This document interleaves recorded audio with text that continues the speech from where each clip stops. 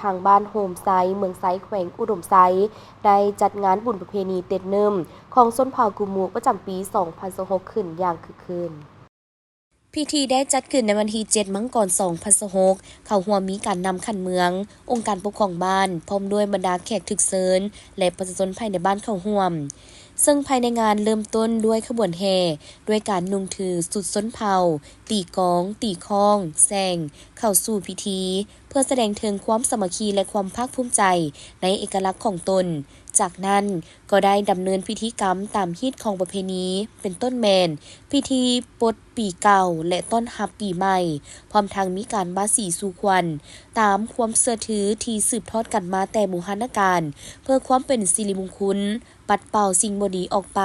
และอวยไซให้พรซึ่งกันและกันในโอกาสปีใหม่ 2026 กิจกรรมภายในงานเต็มไปด้วยความหลากหลายและมีสีสันทางวัฒนธรรมเช่นการแสดงขับลำพื้นเมืองห้องเพลงเป่าปีเป่าแคนเติมกึมหมู่เต้นสาวฟ้อนถังบังกีฬาดึงเสือกและกิจกรรมอื่นๆที่เป็นเอกลักษณ์เฉพาะของบ้าน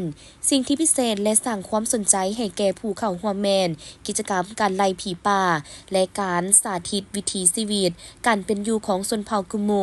ซึ่งได้สะท้อนให้เห็นถึงความผูกพันระหว่างคนกับธรรมชาติและการรักษารากเหง้าทางวัฒนธรรมให้คงอยู่คู่คนรุ่นใหม่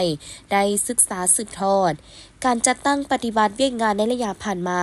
โดยเฉพาะแม่นการสร้างสาพัฒนาเศรษฐกิจสังคมของบ้านซึ่งมีท่วงท่าขยายตัวในระดับดีถึงว่าภายในบ้านจะมีหลายชนเผ่าอยู่ร่วมกันแต่ประชาชนมีความสามัคคีเป็นปึกแผ่น